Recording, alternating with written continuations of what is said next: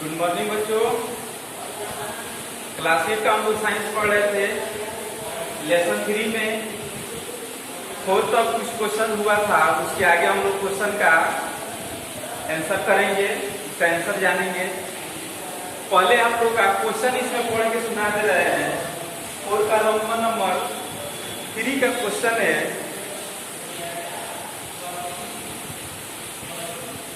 जैविक खाद से क्या लाभ है। जो जैविक खाद होता है उससे लाभ क्या है, इसके बारे में आंसर जानना है। चलिए आइए आंसर जानते हैं इसका क्या होगा।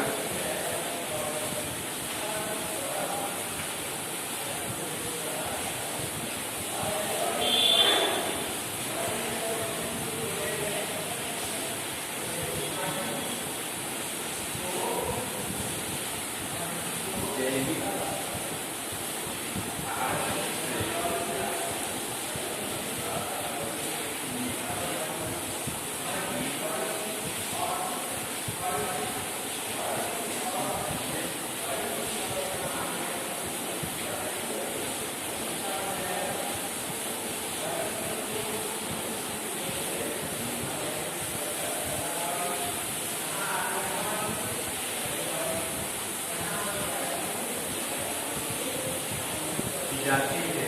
देखिए क्या लिखे हैं, जैविक खाद से मिट्टी की सोखने की मिट्टी की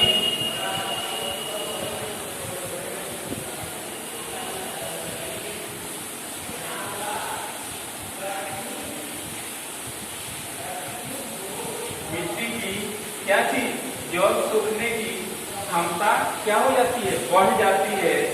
और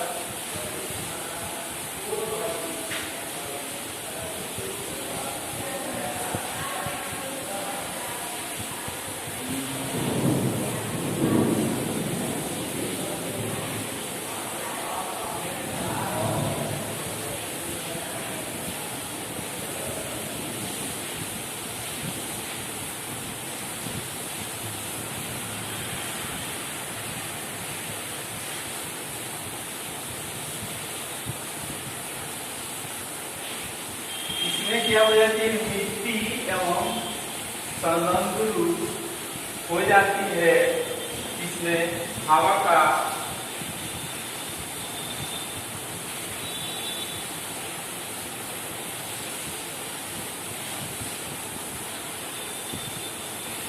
गिरना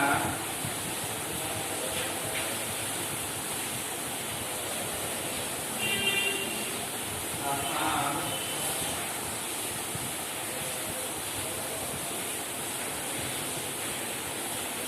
हो जाता है।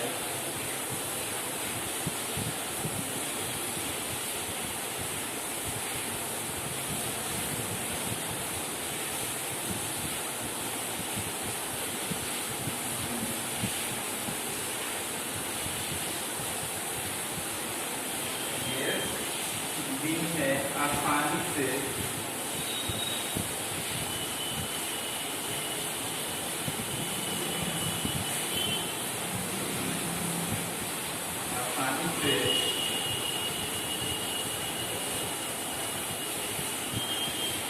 होता है। देखिए बच्चों क्या लिखे, अर्थात गैस बिन में क्या होता है, इसमें आसानी से होता है।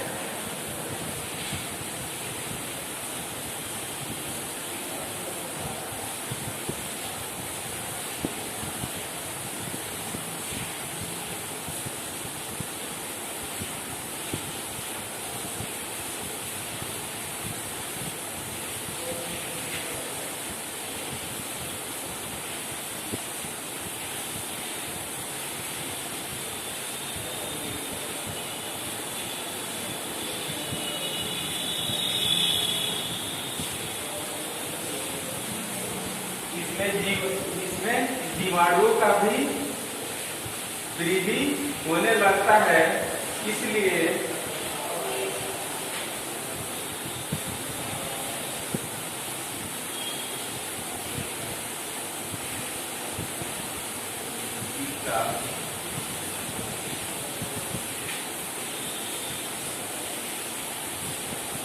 गठन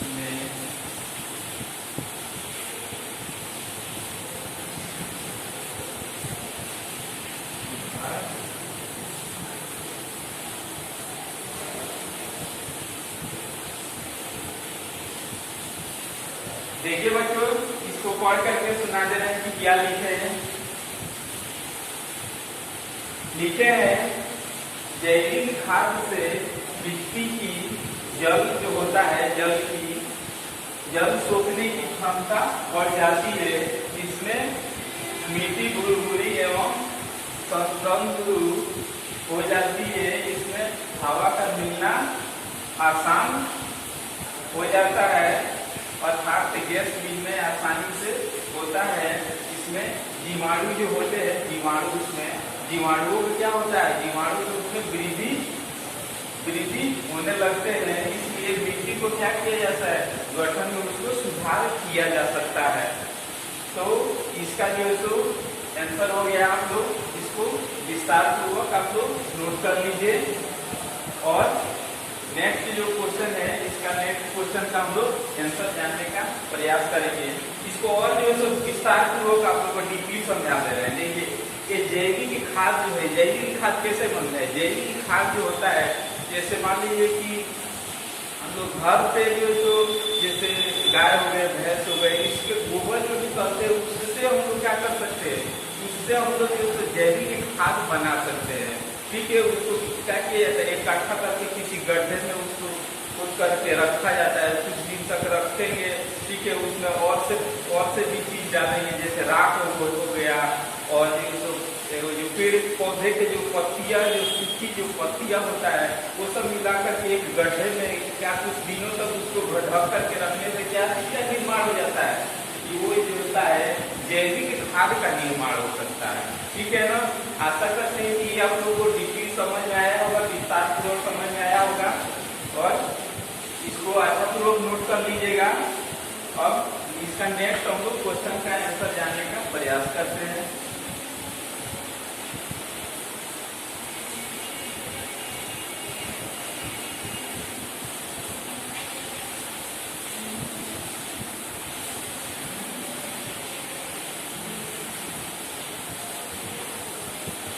सबसे जरूरी है कि आप लोग फेयर बना के चलिएगा, क्योंकि स्कूल खुलेगा, आप लोगों का फेयर चेक होगा।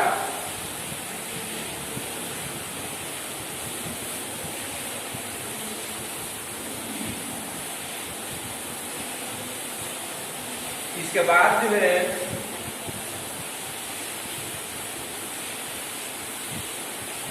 कोर्ट का जो है रोमन नंबर 4 में क्वेश्चन इसका दिया है, खरपतवार क्या है, हम इसका नियंत्रण कैसे कर सकते हैं या कैसे करते हैं। देखिए जो खरपतवार, जैसे कोई फसल बोते हैं तो फसल के साथ ही क्या हो जाता है, इसी स्थान पर कुछ खरपतवार क्या होने लगता है, उत्पन्न होने लगता है।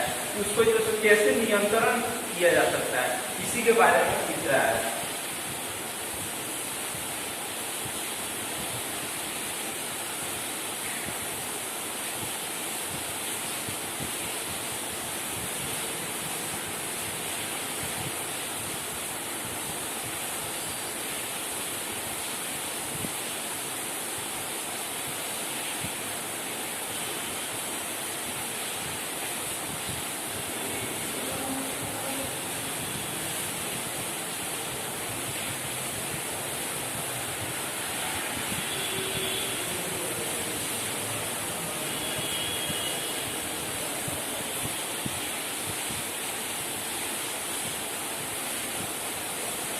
ये क्या लिखे है, खेतों में कई अवांछित पौधे प्राकृतिक रूप से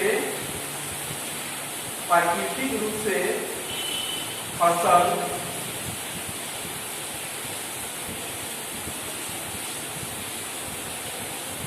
के साथ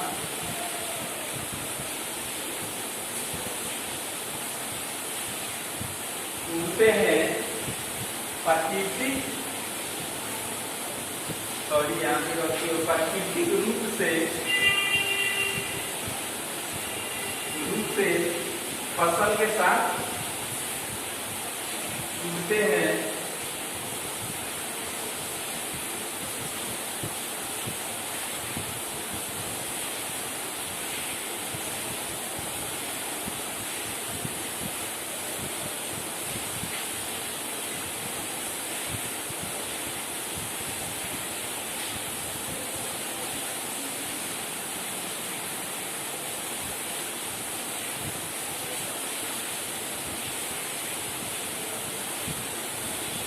अवांछित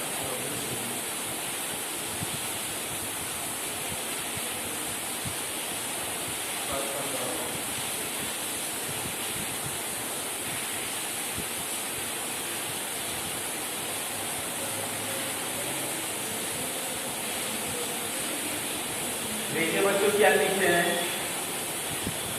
जो खेत होता है उसमें जो बीज डाला जाता है उसमें और भी उसके साथ जो अवांछित पदार्थ जो होते हैं उसमें फसल क्या होते हैं उत्पन्न होने लगते हैं।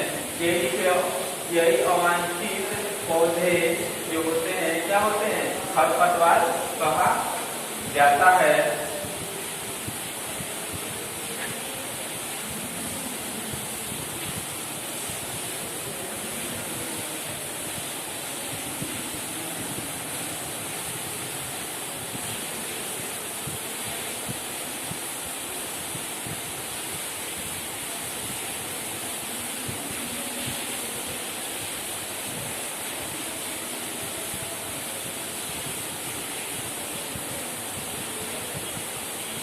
निकोनी विधि के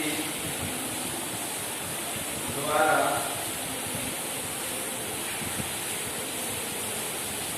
अलग किया जाता है।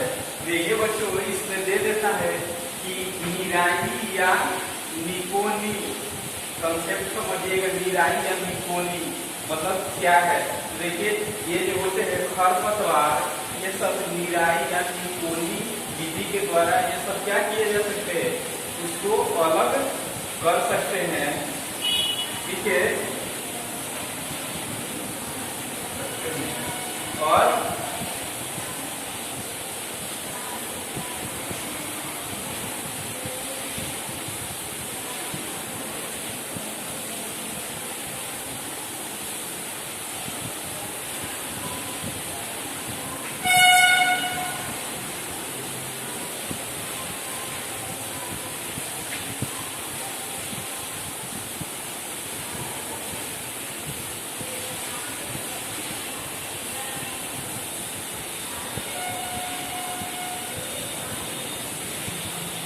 ये जो भी लिखे हम लोग को अच्छा समझा कर है।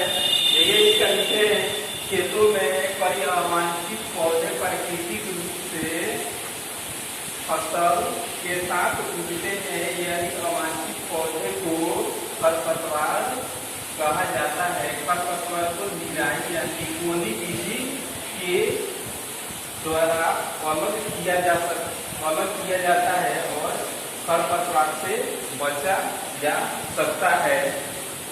तो आशा करते हैं कि ये चीज आप लोग को समझ में आया होगा और इसको भी क्या कर लीजिएगा, इसको भी ऐसा पूर्वक आप लोग नोट कर लीजिएगा। और इसके बाद हम लोग आगे जानते हैं आगे क्वेश्चन का आंसर क्या होगा।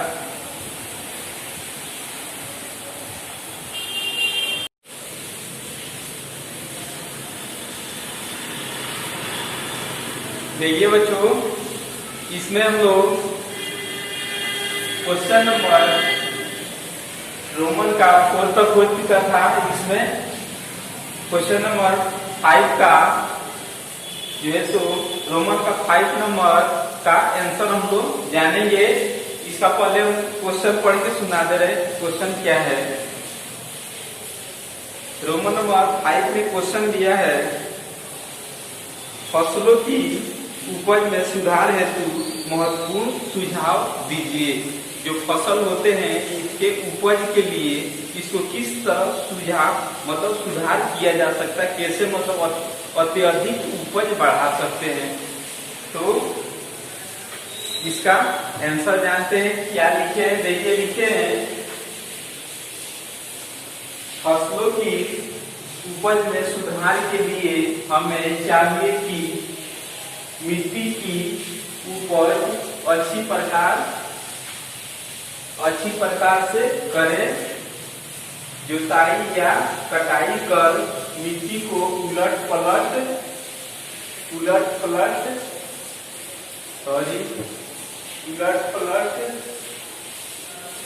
उलट पलट देना चाहिए। मौसम के अनुसार सिंचाई का भी क्या लिखते हैं, प्रबंध करना चाहिए। धान को अधिक जो धान होता है उसको पानी की क्या होता है, अत्यधिक आवश्यकता होता है। धान को पानी की आवश्यकता होती है। खेतों में कुछ अवांछित जो होते हैं फसल के बगल में क्या होते हैं, अवांछित कुछ फसलें उग जाते हैं, उसी को बोलते हैं अवांछित पौधे उग जाते हैं, इन्हें निकाल देना चाहिए। इस प्रक्रम को क्या कहते हैं, इस प्रक्रम को निकोली के नाम से जानते हैं। इसका क्या हो गया, आज का जो आंसर हो गया। उसके बाद से जो 6 का जो पहले क्वेश्चन पढ़ के सुना दे रहे हैं। क्वेश्चन आप लोग का क्या है, केचुए को किसानों का मित्र कहा जाता है, क्यों?